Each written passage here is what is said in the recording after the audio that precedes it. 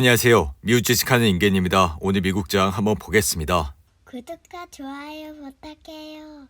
오늘 시장은 미국의 경제 성장률이 예상보다 강한 모습을 보여줬지만 3대 지수는 혼조세로 마감했습니다. 우선 3대 지수는 장 초반 상승의 흐름을 나타냈는데 이는 이날 발표된 미국의 3분기 성장률이 시장의 예상치와 기존에 발표된 속보치를 모두 웃돌았기 때문이죠. 미 상무부에 따르면 3분기 GDP 성장률은 전년 대비 5.2%로 수정이 됐고 이는 시장의 예상치 5%와 이전에 발표된 속보치 4.9%를 상회하는 수치를 기록했습니다. 이에 따라 이날 수치는 2021년 4분기에 기록한 연율 7% 이후 가장 높은 수준이라 할 수 있는데 다만 이번 잠정치는 기업 투자와 정부 지출이 상향 조정된 것으로 소비는 오히려 하향 수정돼 3분기 미국의 개인 소비 지출은 전분기 대비 3.6% 증가하는 모습을 나타냈죠. 이에 미국 10년물 국채 금리는 GDP 호조에도 불구하고 내년 금리 인하 기대의 하락세를 보이면서 이날은 4.26%까지 내려왔고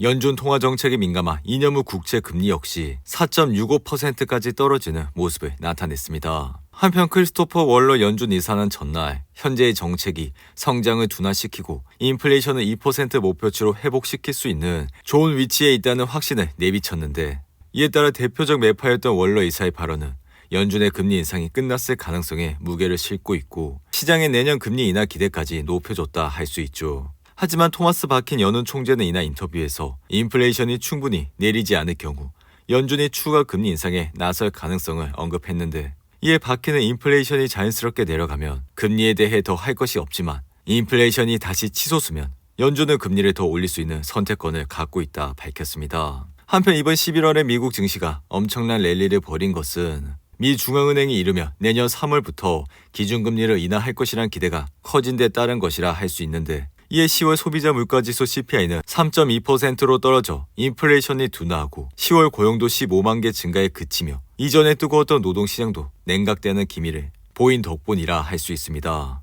이에 지난 7월 말부터 10월 말까지 미국 주식이 10% 조정을 받았던 것은 미 국제 10년물 수익률이 4% 미만에서 5%로 급등한 것과 직접적 관련이 있으며 그리고 그 이후 이어진 랠리는 경기와 물가 둔화에 따른 수익률 하락에 어느 정도 뿌리를 두고 있다 할 수 있죠. 이에 따라 지금 시장은 내년 3월에 기준금리를 낮출 것이란 베팅을 하고 있으며 특히나 내년 5월엔 금리를 인하할 것이란 베팅은 지난 한 달 전보다 크게 높아졌다 할 수 있습니다. 이에 미국 10년물 국채 금리는 5%를 찍은 뒤 현재까지 지속적으로 떨어지고 있어 지금은 많은 투자자들이 내년 금리 인하를 기정사실로 여기고 있다 할 수 있는데 다만 최근 S&P 500은 이미 10월 말부터 10% 가까이 오른 상태로 여전히 주식에 대한 강력한 매수세를 촉발하고는 있지만 이렇게 주식이 너무 빠르게 움직이는 것은 조금은 조심을 해야 한다 생각이 들며 나아가 연말까지 추가 랠리가 이어진다면 이러한 상승률은 본질적으로 2024년 수익률을 빌려 증시가 미리 올라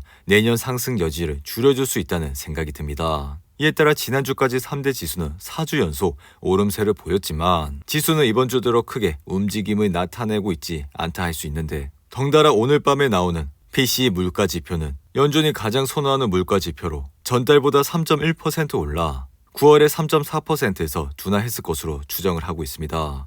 그리고 10월 근원 PCE 가격 지수는 3.5%로 9월에 3.7%에서 소폭 낮아질 것으로 예상을 하고 있고 전월 대비로는 0.2% 올라 이전에 0.3%에서 둔화했을 것으로 예상을 하고 있는데 이에 이렇게 물가가 계속 둔화할 경우 연준이 내년에 금리를 인하할 것이란 기대가 커지면서 점점 더 골디락스에 대한 희망이 커질 수 있다 할 수 있죠. 그리고 이날 매그니피센트 기업들의 흐름을 보시면 대부분 하락세로 마감을 했는데 최근 그 어느 때보다 이러한 기업들에 대한 관심이 커지는 건 이들의 주가가 끝없이 오르고 있기 때문이라 할 수 있습니다. 이에 매그니피센트 기업 중 올해 가장 많이 오른 엔비디아는 연초 이후 주가가 230%가량 뛰는 모습을 나타냈고 같은 기간 테슬라는 100% 가까이 오르는 모습을 보여줬죠. 그리고 아마존과 마소, 알파벳과 애플 역시 50% 가까이 오르면서 연일 신고가를 갈아치우는 모습을 나타내고 있는데 이에 따라 올해 들어 이날까지 S&P 500 지수는 20% 가까이 상승을 했고 그중 4분의 3인 15%가 매그니피센트 7 기업들의 기여분이라 할 수 있는데 이에 따라 올해 주식시장에선 M7에 투자를 하지 않고선 미국 주식 투자에서 수익을 내기 어렵다 할 수 있으며 이러한 현상은 M7과 나머지 주식들의 거대한 단절 효과까지 나타나고 있다 할 수 있습니다.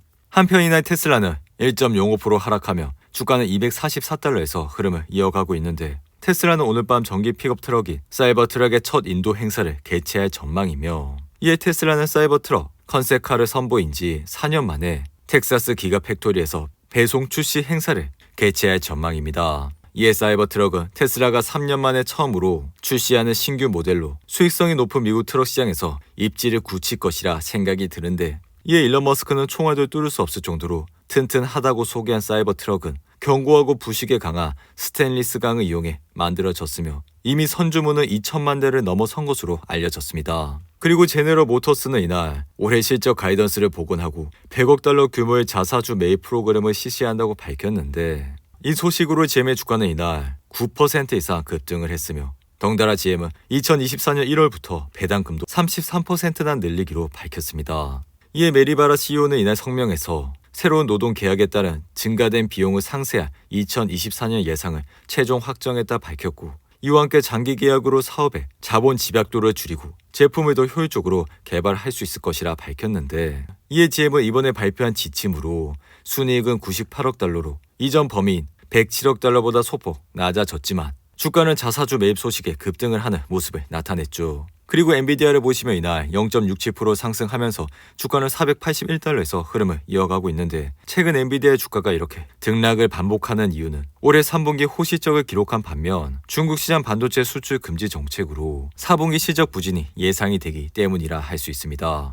이에 엔비디아는 지난 21일 올해 3분기 실적을 발표하면서 매출액은 181억 달러로 전년 동기 대비 205%나 상승을 하는 모습을 보여줬고 이어 주당 순이익은 4.02달러로 593%나 오르는 모습을 나타냈는데 그러나 실적 발표 이후 중국 매출 타격에 대한 우려가 커지며 주가는 다시 하락세를 탔고 게다가 최근에 새로 개발한 중국 전용 GPU 출시를 연기한다 밝히면서 주가는 연이 흔들리고 있는 모습을 나타내고 있습니다. 하지만 개인적인 생각은 인공지능 시장 확대와 신제품 라인 강화로 엔비디아의 지속적인 성장을 예상을 하고 있으며 엔비디아는 내년에도 신규 GPU와 신제품을 출시하며 이로 인해 중국향 제재의 영향은 충분히 감당할 수 있을 정도로 막강한 수요가 있다고 생각이 드는데 이어 이날 S&P 500을 보시면 0.09% 하락하며 지수는 4,550선에서 흐름을 이어가고 있고 나스닥 역시 이날 0.16% 하락을 하면서 현재는 14,258선에서 흐름을 이어가고 있죠. 이에 따라 주식시장의 피어인 그리드 지수는 전날 65 대비 2포인트 하락하며 이날은 63으로 마감을 했고